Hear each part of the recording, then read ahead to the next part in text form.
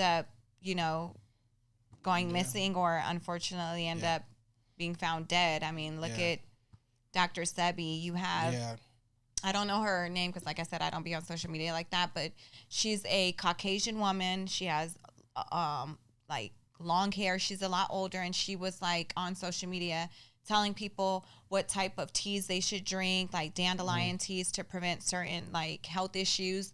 Now she's in jail right now. The poor lady's sitting in jail. I'm like, she's just the white version of Sebi because she was speaking about, you know, natural cures. And it's like, America doesn't have any, natural remedies. All our remedies are, like, through pharmaceutical companies, the gummies that they say are turmeric, those aren't turmeric gummies, or ginger gummies. Those aren't natural gummies, but, government, they at this point, they even want you to register your crop.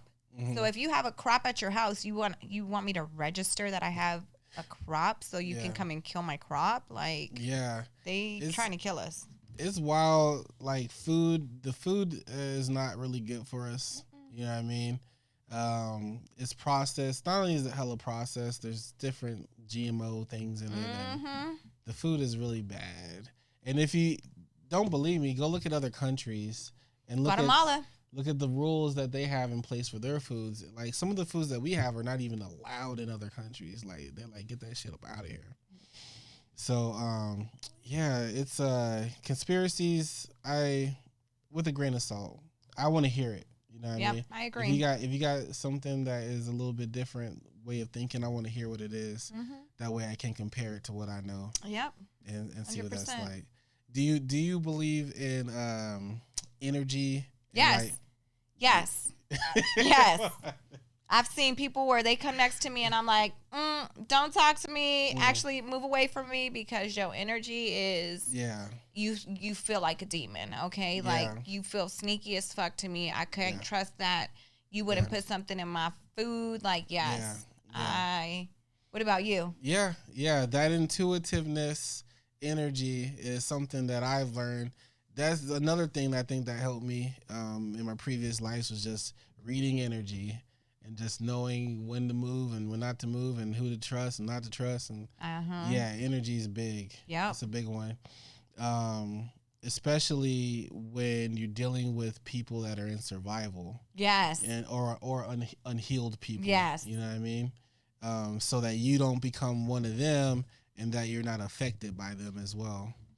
Because, it should be wild. Yes, it does. And you do have people that you even meet where you're like, because, I'm like a bright light. So I just people just gravitate towards me. Like, they want to tell me their life story. They want to tell me their life issues.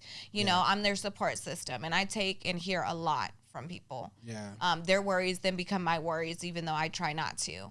Yeah. And, what I've identified is sometimes you do have those people that you really want to help, but that you unfortunately cannot help. And it's not because you don't love them and care for them. It's just because your energies aren't matching. Yeah. And you have to know when to just separate yourself, and they have to go through their own fuck shit on their own. Yeah. It's not because you don't care for them. It's because it's mentally draining you.